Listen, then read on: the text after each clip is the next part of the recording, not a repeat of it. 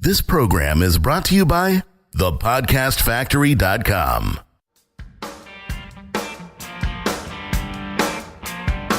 Hi, my name is Igor Kheifets, and this is The List Building Lifestyle, the only podcast which delivers cutting-edge conversion strategies from the online trenches straight to your earbuds.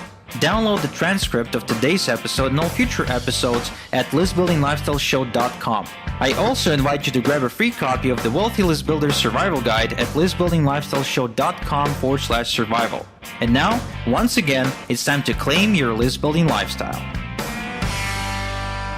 Welcome back to another edition of the List Building Lifestyle with your host, Igor Kheifets. I started this podcast because I find it hard to think or talk about anything that's not marketing. And frankly, there's few people in my life that share this weird passion, which is why I'm excited about unique opportunities to spend time with fellow marketing junkies. Today, my guest is no other than the co-author of Scale, Jeff Hoffman, whose unconventional marketing vision has saved and exploded tens of thousands of businesses around the world. Besides co-authoring a New York Times bestseller, Jeff's also a highly successful film producer, a Grammy-winning music producer, and an incredibly smart businessman. He's also a branding expert. Scratch that. He's the best in the world at creating mega successful brands. And today, we're going to rap about how to turn your failing little business into a thriving customer serving machine through smart positioning. Jeff, thank you so much for being here. Thanks for having me today. So let's go ahead and dive right in. My first question would be what's the number one misconception that starting business owners, and whether offline or offline, have about branding and positioning?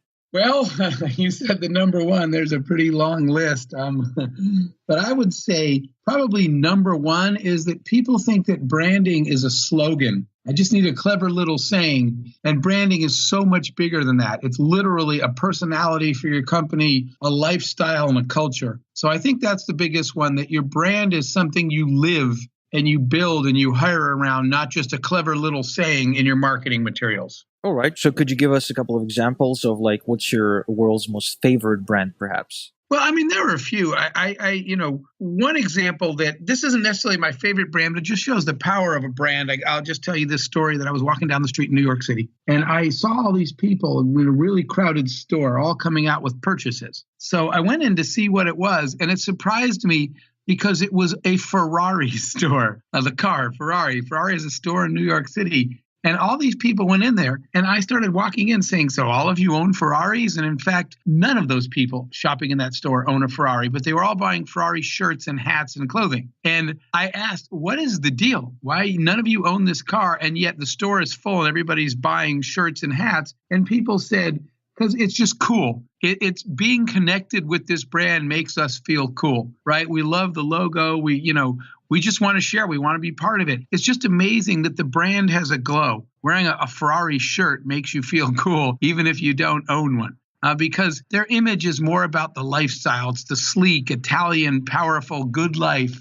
They've just done a really good job of crafting a brand, so much so that people that don't even have their product will still wear their clothing. I thought that was amazing that store was full of people who don't even have the car. Well, it is tremendous, but I'm already hearing the voices in the background saying, yeah, Jeff, we get that, and Ferrari is awesome, but we don't have a Ferrari here. We're just starting out. We don't even have a clue. What exactly are we selling? We just want to help people, No, but you're missing the point. Neither did they. Every company, when they started the company, they started by saying part of our brand. Every company, that's another mistake people make. Looking at a big company and saying, well, they're a big company, I'm a little company. They got to be a big company by recognizing these things when they were little. When they started that brand, I'll tell you another story. I read the story of the guy that created Sony. And on day one, when it was just him, so you can't say, I don't want people that are just starting with a little company saying, well, I don't have that now. Because that's how these people got there. When he started the company, he knew what his brand was. His brand was going to be that Sony was the highest quality electronics out there. He picked the brand, the gold medal he was going to win, which was on quality, not price. And on day one in his book, he tells the story that he took out a sheet of paper and he wrote this down. There was no company yet. It was only him. And he wrote down, it's good, but it's not a Sony. And he said, that is my brand. And I remember in high school, my parents bought me a stereo. And I remember my mom said, do you like it? And I said, well, it's good, but it's not a Sony. And then years later, I read that story and I said, wow, how powerful that he knew from day one in a one-person company what he wanted his brand to be, and he built a company around that. So you don't have to be a big company like Ferrari. The point is, those companies designed their brand and then grew into them. Your listeners should say, someday, just like the Sony guy did, someday, what is it you want people to say or do when they encounter your company? Start that on day one and then build into that. Wow, that's incredible. It's actually contradicting to most advice people get about branding. They really think that branding is the last thing you do. In fact, I thought that way. When I started out, I was just get me, just let me get my first customer. Just let me do something. And I never even thought about the brand, which we kind of accidentally fell into with Igor Soloets, right? We did, become the gold medalist for the quality of it, and now we sort of expanding upon that. But yeah, I totally get the Sony story. In fact, when we had back in Ukraine where I grew up, VCR was a big deal. Not every family had one, and everybody wanted a Sony or a Panasonic, but you know what I mean? Like everybody wanted the quality stuff. Yeah, and they knew that, again, from the start. They designed into that. So that's what I think is important, is that you're thinking about that brand from the very beginning, so that every decision that you make along the way is consistent with that brand and is growing you into that brand.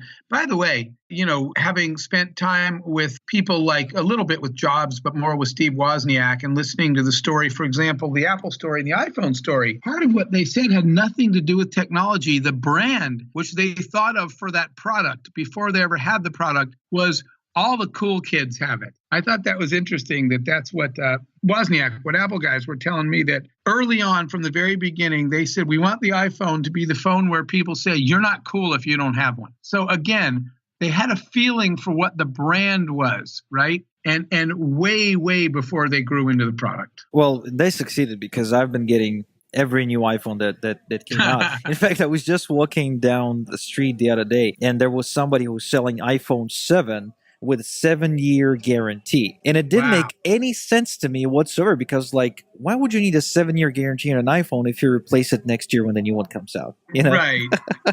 Yeah, I hope people weren't buying the 7-year guarantee.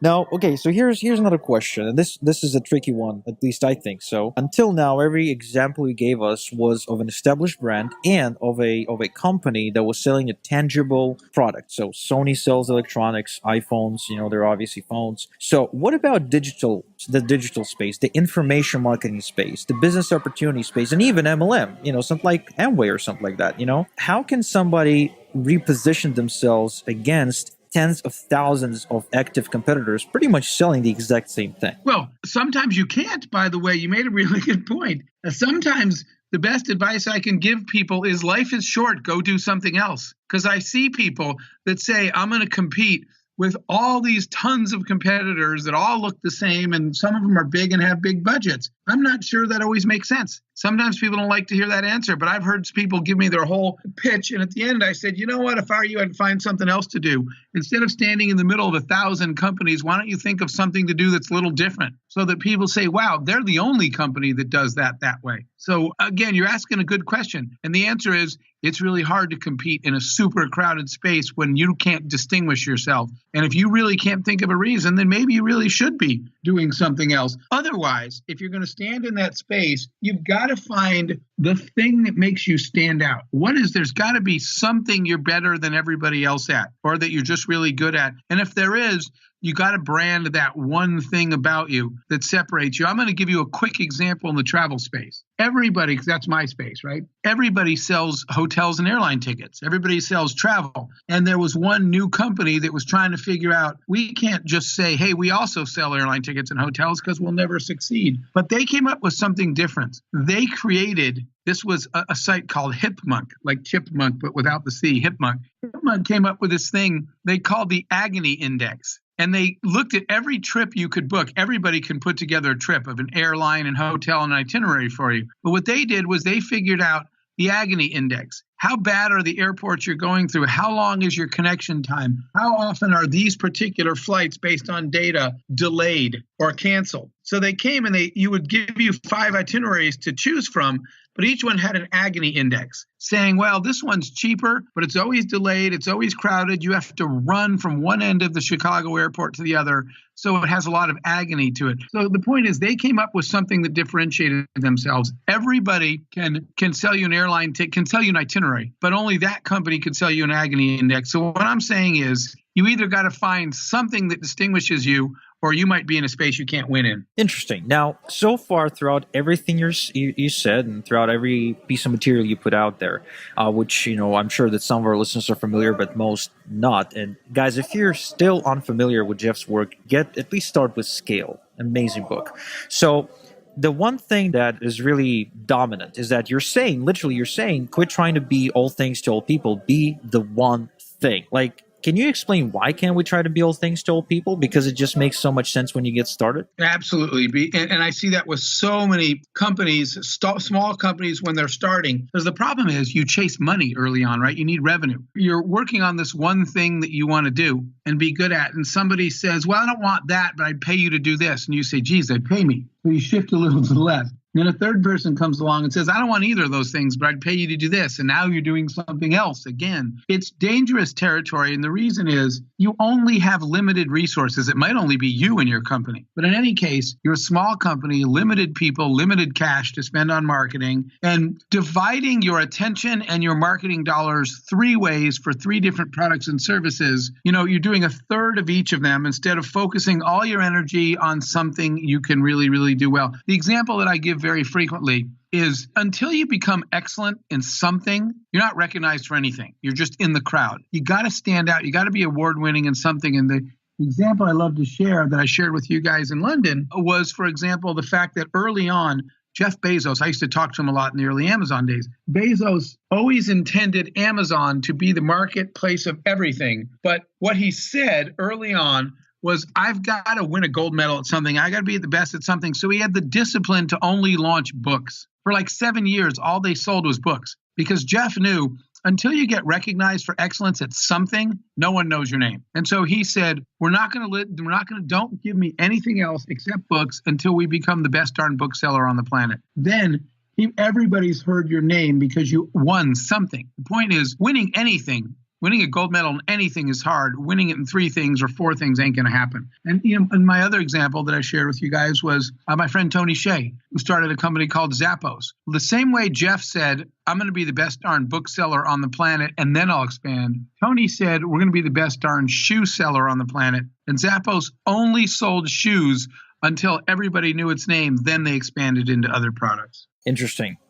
So until now, we spoke about the brand, the companies, etc. But the other important element of branding, which I think almost everybody overlooks, is the customer, right? I mean, almost nobody, when they get started, think about the customer, which is a concept I had to have it grow on me for a while before I accepted it, because the customers is the one who's giving you the money that's going to help your company grow, and he or she is the purpose of your business even existing, because that's what you're doing. You're offering a service or solving a problem. Now, in London, you shared a really cool concept, which I never heard anyone else share before, and that is the second slide method, the second slide customer method. So I would love it if you could walk us through it again, because Absolutely. Most people really don't understand this at all. Absolutely. So here's the whole point of it, and the concept of it is that in sales, we go out and, we're trying to convince people to buy our product. And I always get a kick out of the fact that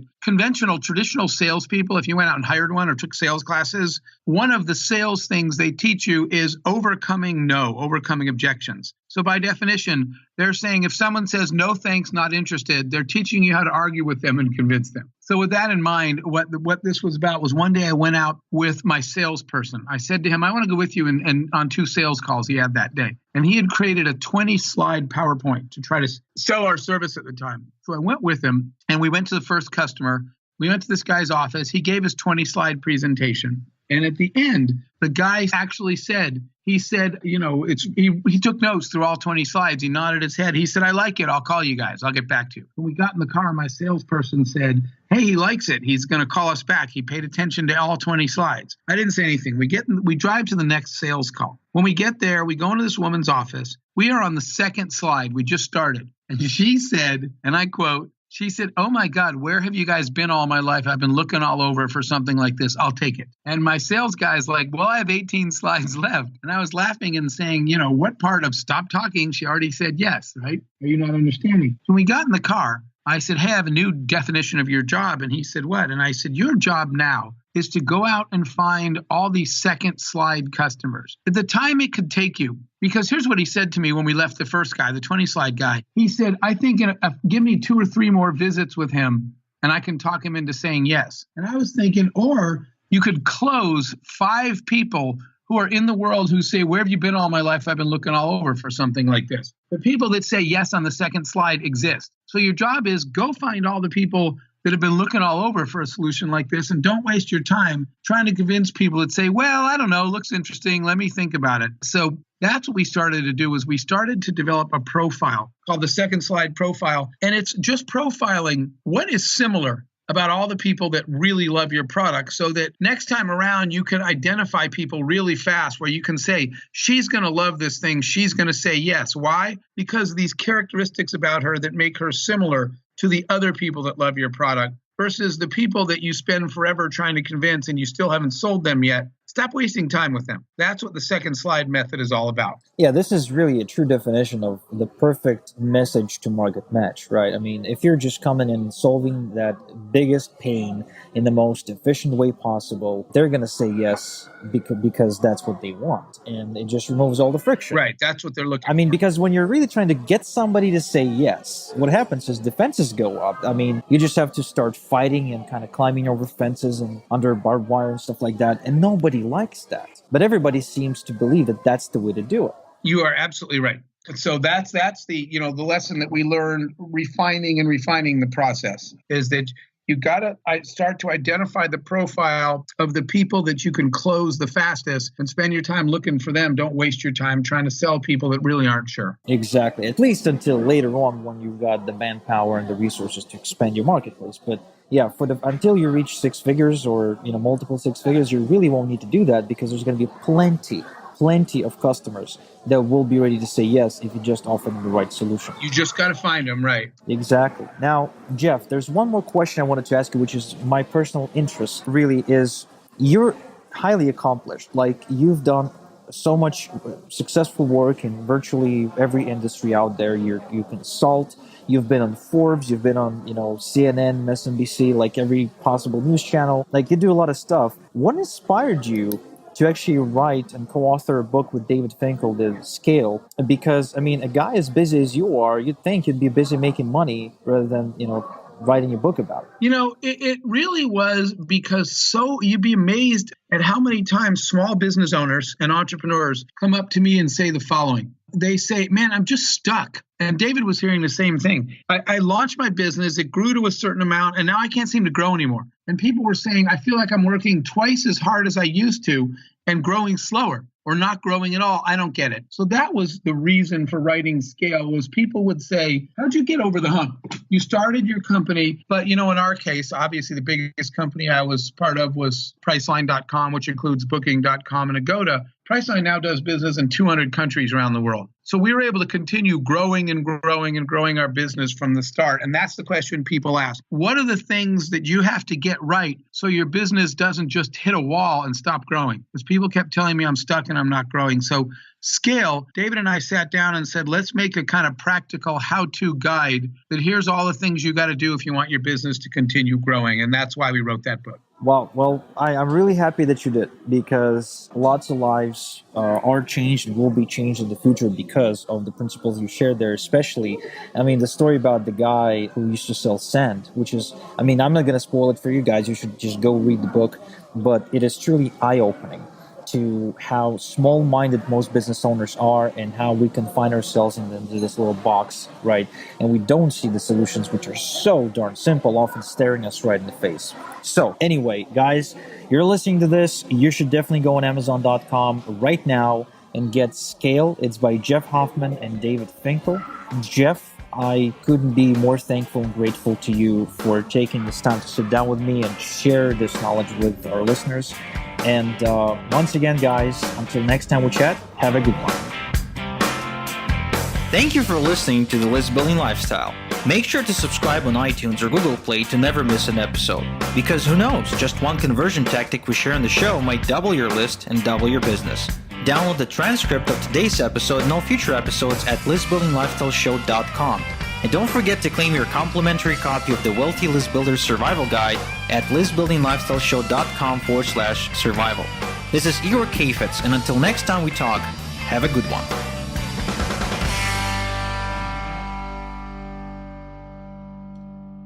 This is thepodcastfactory.com.